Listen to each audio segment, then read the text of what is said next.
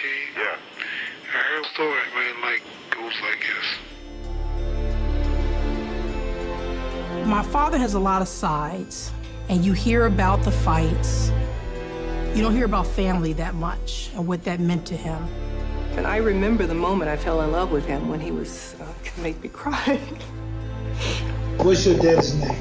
Muhammad Ali.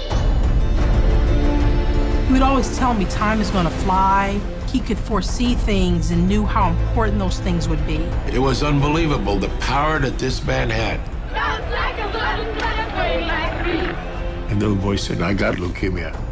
And Ollie said, I remember I told you that you are gonna beat cancer and I'm gonna beat George Foreman. And the little boy said, no, Muhammad, I'm gonna meet God. And I'm gonna tell him that I know you. George Foreman, how you doing? He whispered in my ear, that all you got, George? And that was about all I had. This is a microphone, and when you get to be a big girl, I'm gonna play this back so you can hear. I was the Concorde of boxing. I was at a high altitude than the rest, moving faster than the rest, but you just have to get used to riding on jets again. You can't ride Concorde. He actually said, I don't want you to be like me, I want you to be better than me. How can you be better than the greatest, huh? You just can't imagine that in the word great. It has to be another word created. I mean, who doesn't know who Muhammad Ali is? People just feel the love that emanates from him, and people can feel that. You look beautiful. I know my mother, she looked at him and she hugged him and then she started to cry and she left the room. She said, well, I looked into his eyes and I saw God.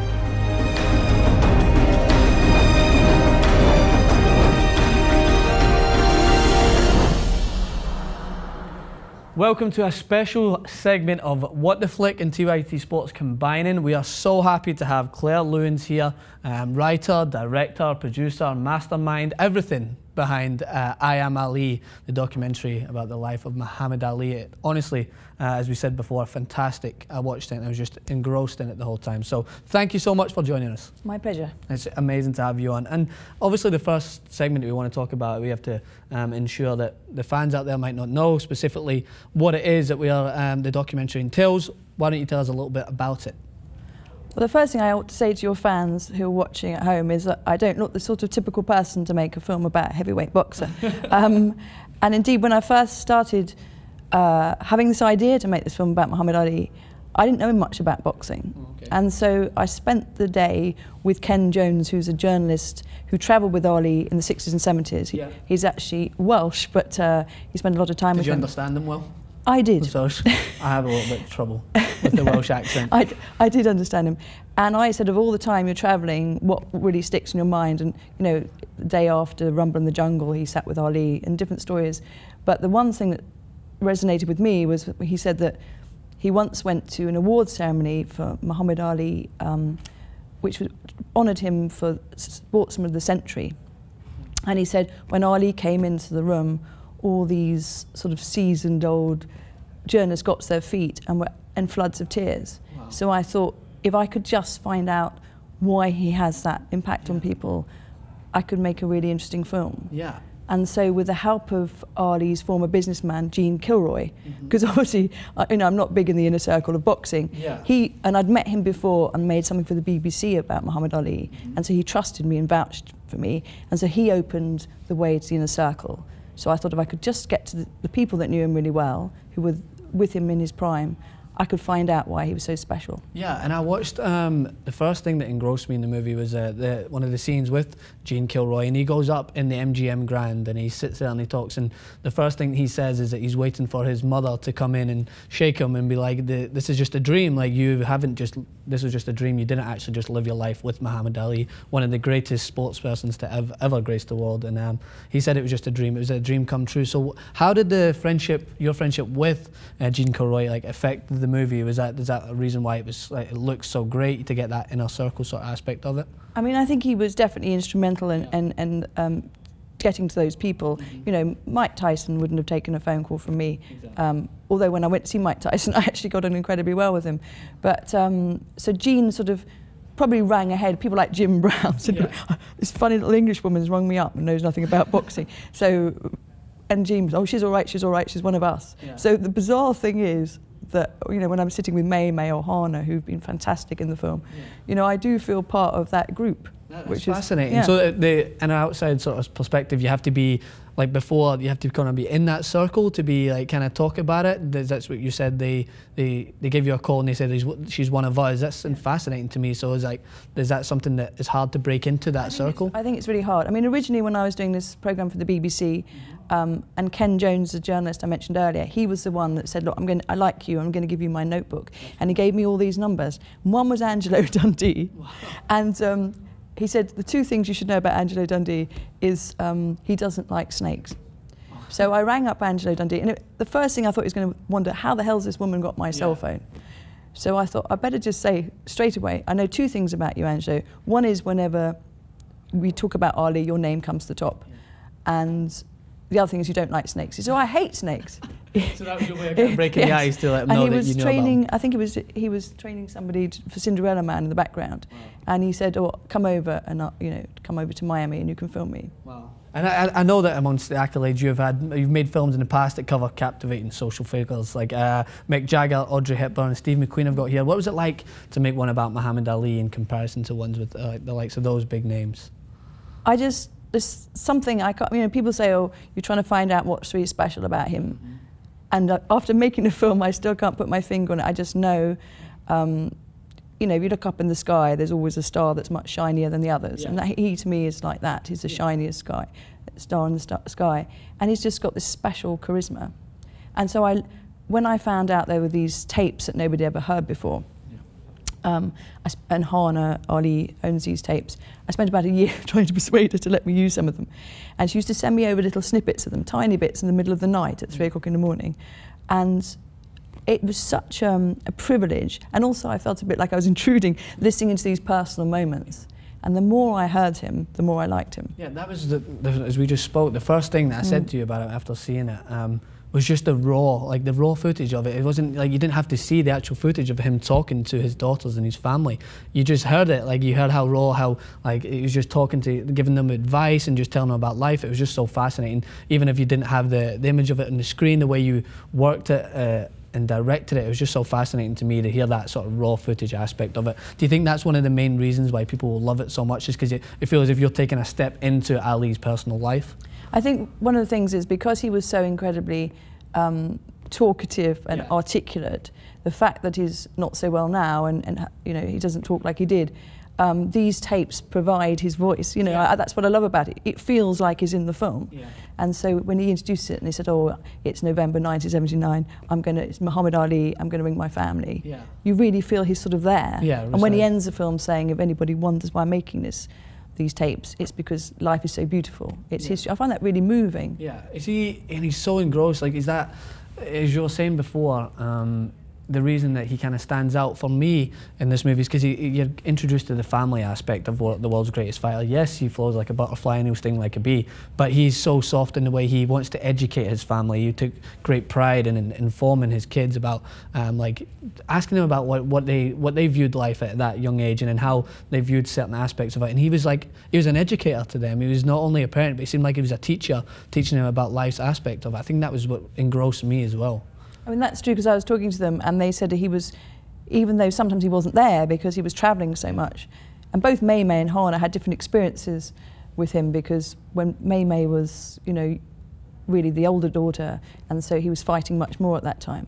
But he was very, very strict with them and gave all these rules about not to go near boys and things. And she said to this day, she's really, you know, I mean, you'd have to be a very brave boy to come back to the house of Muhammad Ali and ask for her hand in marriage. It definitely wouldn't be me. I mean, one of the world's best fighters is your future father-in-law is a very scary thought of it. And just to touch on that point as well, is like, I don't know how familiar you are with like current boxing events, but what we spoke about was how you get the likes of Floyd Mayweather, Manny Pacquiao, and now these guys. Like, what still separates Muhammad Ali from these guys in terms of the way you viewed this documentary? Because for me, what it seems like is his family aspect is out there, and it encompasses him as a person more than these fighters. I mean, nothing to take away from the likes of Floyd Mayweather and Manny Pacquiao, but you don't really see as much in the headlines about how much we see in this this documentary, because Muhammad Ali's family aspect of him is just such a huge part of what he was about, whereas these fighters, they're kind of mainly about the way they fight, if you get what I mean.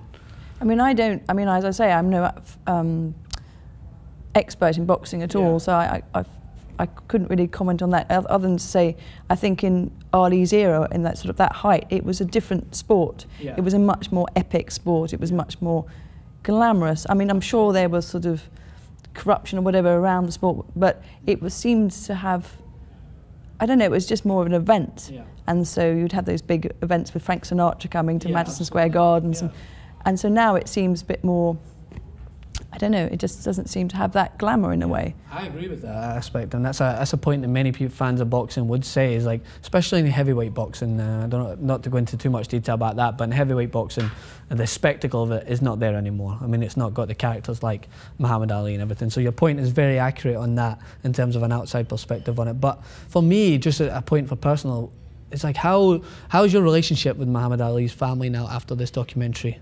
I mean, I showed it to them. I had to show it to them before it came out. I mean, I didn't have to, I wanted to. Yeah.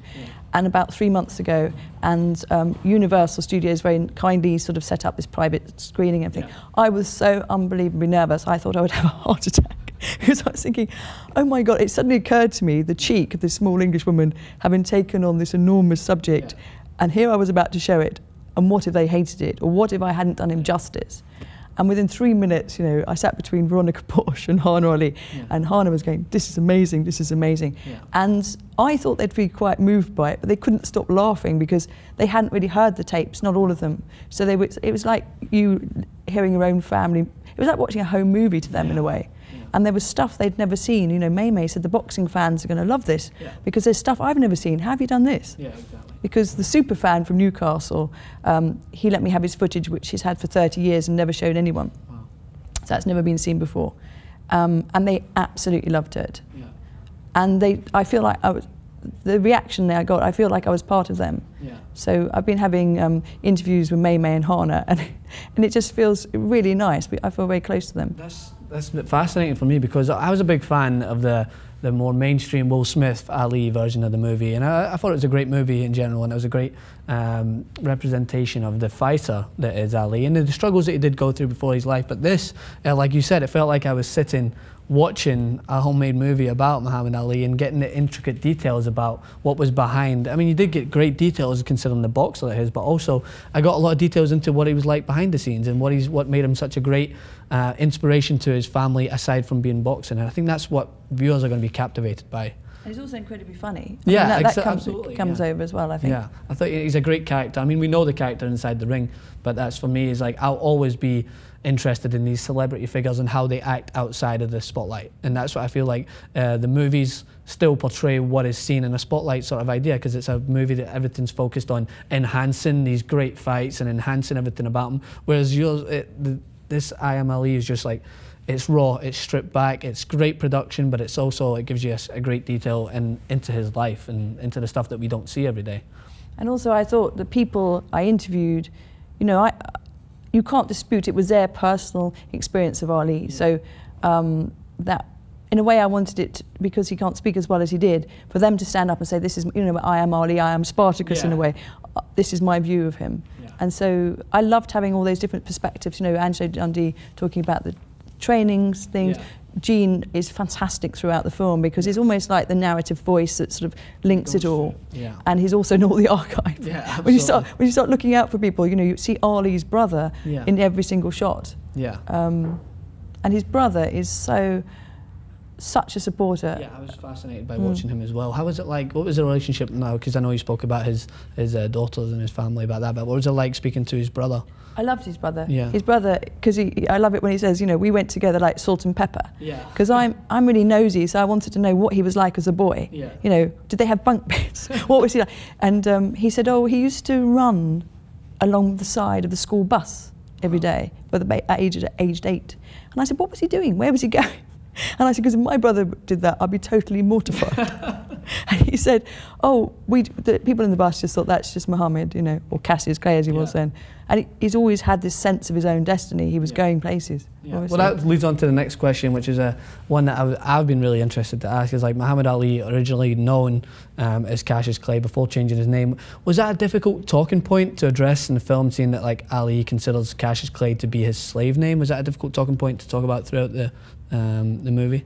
No, I didn't think it was a difficult talking point because I thought it's so key to who he is. Yeah, absolutely. And so the film starts, and you know, in 1979, so he's already Muhammad Ali as a Muslim. Yeah. So it's just, and the film sort of also starts with the last fight and how he got, worked it back to how he, yeah.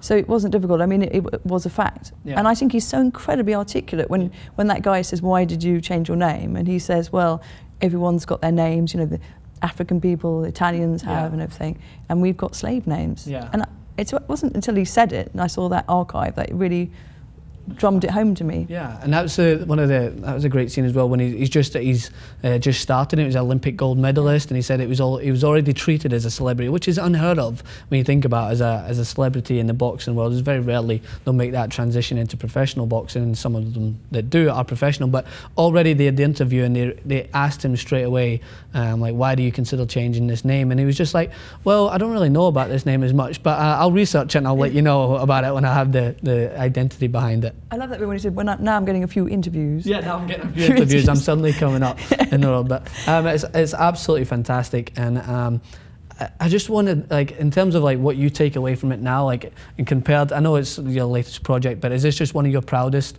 like developments that's come out of it? Because I can't talk highly enough about it. I just think it's great in terms of like you personally. I know it must hold a special place in your heart creating this. It has done, actually, because it's also made me, I mean, just talk to someone like Jim Brown, and when he was saying, you know, you've got to imagine that policemen putting their dogs on your children and all the rest of it.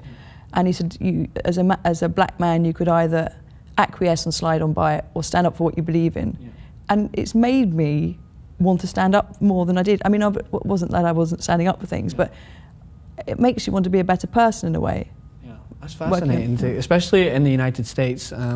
Coming here, it's something that is an issue that's ongoing, and it comes up late and every day in the latest news with all these police attacks that are coming around. That's fascinating to know that a documentary like this, for you, have you stand up and take notice, and hopefully more people will kind of take notice with such an inspirational figure such as Muhammad Ali, still reiterating this across. So in terms of the logistics of it, when can we expect to see it out, and where can we go to go and see it? Well, I think it's on release from October the 10th. Okay. There's a world premiere on the 8th. Fantastic. Let's hope people like it. And, I'm sure they will. And then it's on pay-per-view or pay on demand or something on the 10th. Fantastic, 10th of October. Yeah. Fantastic. We'll make sure to check that out. And I want to thank you again so much for coming in and talking. It's great to hear. My pleasure. I'm just delighted that you like it. Of course I like it. And everyone that's seen it here, they're all fascinated by it. I know, because it's quite different. And everyone kept saying, how are you going to make this different? And my editor and I said, why do you keep hanging on about this? And we just did our own thing, I suppose. And yeah, I mean, because in terms of like these documentaries, sorry, you see, I've watched a million documentaries on sport icons, like especially soccer, huge soccer fans, I told you before. I've watched tons on Pele and even ones latest on Lionel Messi, and they never seem to touch on the aspect that I want to see, and a lot of people want to see, because you can turn on the TV and you can watch Lionel Messi in his environment, Barcelona play, and watch him play and be like, wow, he's fantastic. But what goes on behind the scenes with Messi? What makes him such a personable character? Like, what separates him from everything else? And I feel like there's a lot of that aspect of documentaries missing, whereas this, I just thought I was like, I was sitting in a conversation with all his family when they're telling me, this is what Muhammad Ali was like, this is how he educated his children. So that's something that I thought was fantastic, and a lot of people will definitely like that. Did you find it quite emotional? I thought it was emotional, and just because I think it's also going to be emotional for people who don't, I don't know if there's anyone in this world who doesn't know who Muhammad Ali is, but in terms of a journey, to see someone like who's so successful and educate someone go through such a traumatic phase in their life, and to the point that to the stage that Muhammad Ali is at now, that for me is always emotional, even outside of the documentary. But I felt that even touched deeper for me just to see it, because now you realise that not only his career and the thing that he loved to do contributed to this horrible disease, his family and like friends are now, they suffer for it as well, and they had this great educator, this great role model who now can't specifically articulate what he wants to say to them, but then also in a way it's kind of enlightening to see how he articulated it to them so much when he was younger that they can still carry that through into their life now. I'm a little emotional. Yeah, but definitely you got to check it out, and thank you again, Clare Lewins, for coming in. It's a pleasure to have you here. Thank you. Thank you so much.